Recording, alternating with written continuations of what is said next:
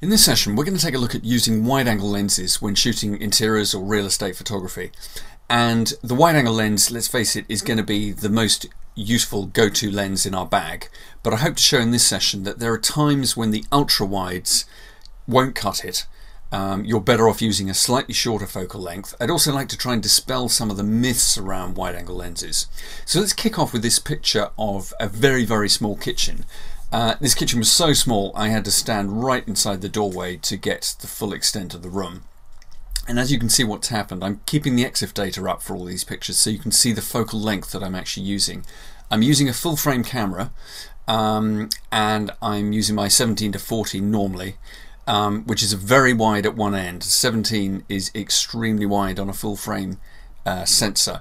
If you were using an APS-C size sensor, that's like using the 10 or 11 or 12 setting on your ultra wide angle lens. So I'm actually shooting around about the 19 mark in order to get this kitchen in, and I want to draw your attention to, if I enlarge what's going on at the edge here, these are round objects representing as more and more as spherical objects. It's a rather unattractive look that's created.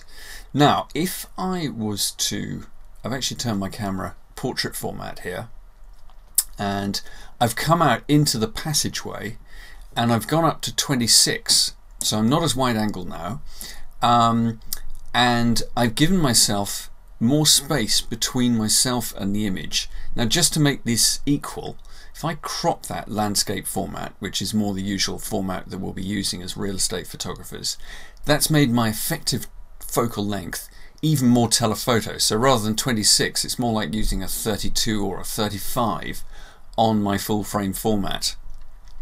So I've gone from that to this. And let's just have a look at the way those edge details are rendered by comparing these two. And you'll see that in the latter shot, where I've come out into the passageway and shot from further away, those rounded objects are represented really nicely versus the extreme distortion that I get by using my wide angle lens. Now, what I would like to emphasize here is that that distortion at the edge of the picture wasn't necessarily caused by the wide angle lens itself. What it was caused by was the fact that I was standing really close to it, and that created this really dynamic receding perspective, which makes the room feel the far wall is really kind of disappearing. If you compare it with the shorter focal length shot, that wall is coming towards us. The objects are rendered really nicely, including the lampshade here. It's just a more satisfying picture. It's not quite as informative of the whole room. We're losing a little bit of detail here. So it all depends. Who are you shooting for? You're shooting for a real estate agent who wants to show everything in the room in one shot and make it feel bigger than it is, which is sometimes what's required. Or do you want to create a more natural feeling perspective, which may be more appropriate for the designer of the room? The important point is that it wasn't necessarily the lens itself that produced those effects as the position in which I stood. Let's take another example. Same flat, standing a little bit close to this table and chairs at my 17mm setting. I needed the 17mm setting to get most of the room in, but the fact is I'm about 3 or 4 feet away from the edge of this table and I'm getting these really quite pronounced distortion. These chairs, our brain tells us, are the same size, but our eye is telling us, because of the foreshortening effect, that that chair is wider than this one, and yet they're the same chair. Now I'm going to stand over here for this next shot, about 10 feet back, and I'm actually using the 23mm focal length of my zoom lens rather than the 17, and I think you'll agree that's a much more natural rendition of the scene. Again, I've gone portrait format, which I know wouldn't be as applicable for real estate work, but I know which image I would prefer to have. Now again, that wasn't caused necessarily by using well, the fact that I used my ultra wide here, I had to because I was so close. It wasn't the ultra wide lens that caused the distortion. Let's show this even in a more pronounced way. That shot was taken again at the very widest setting of my zoom lens, 17mm, and so was this shot. And the difference is that for this shot I'm standing right at the edge of the stairwell here, and look at what's happening to this distortion. I'm getting this really dramatic receding perspective because I'm standing close to the subject matter. I don't change the lens in any way and come back here square onto the wall. This is what they call a 1-point perspective shot rather than a 2-point perspective shot. And okay, I'm getting a bit of distortion coming out here. We're getting these lines receding quite dramatically into the distance, but I think as a shot, in terms of viewing the shot, it's more satisfying than looking at this particular shot. Again, this has nothing really to do with the lens. I could take a really selective crop of that shot. This would be the equivalent of using, again, maybe a 36 lens rather than the 17. I'm just cropping that shot. That's what the 36 lens would give me. There is still a bit of distortion going on. This is a very, very long table. I'm about 20 feet away from it. In a perfect world, I'd like to be about 40 feet away from it and use maybe a 50mm lens, and that would start to render that table in a more naturalistic way.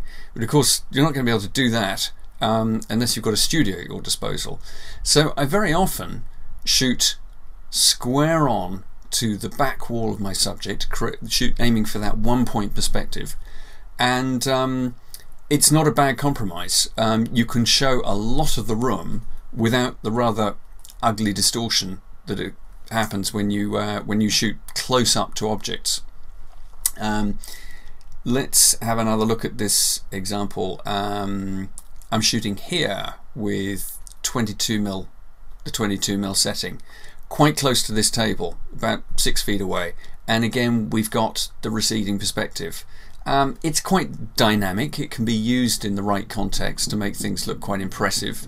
I don't think it was right here.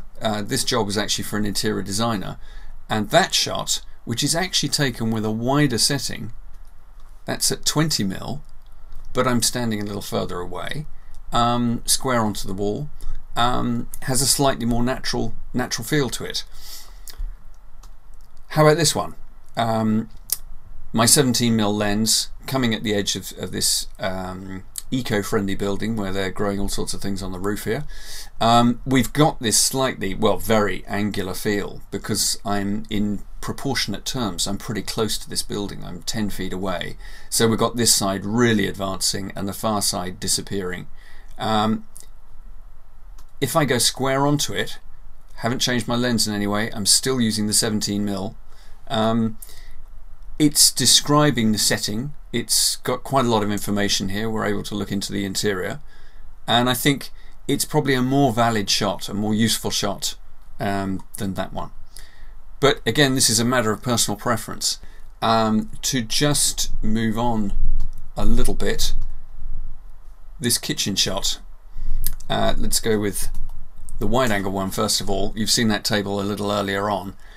If I want to shoot from here, there is no other way I can get this shot. I'm right pressed up against the wall, and so the near elements are going to distort. I'm using the 17mm end of the zoom lens, and this end of the table is really looking quite pointed.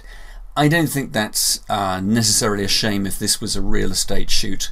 If you wanted to sell this house and emphasize the fact that there was a nice dining area attached to the kitchen, this is probably the way to go, but it wasn't. It was for an interior designer, and by coming from the other side and using a longer lens or a longer focal length, my 30mm setting on the zoom lens, I think that's a better rendition of the shot or the scene. But of course I had the space. If you imagine on this side, I have plenty of space to get back from the subject. And that necessitated my using a longer focal length to fill my frame with just the kitchen area. There are no near objects to distort. So the message is, for a naturalistic perspective, it's best to try and find shooting positions which mean that you're not standing really close up to foreground elements, and sometimes in really small locations there's nothing you can do about that. The longer the focal length you can use, the more natural your feeling, your perspective is going to be. But strictly speaking, the further away you can stand from your subject means that you'll be able to use those longer focal lengths rather than having to go close up and use the wide angle and have resultant images that have a really dramatically receding perspective.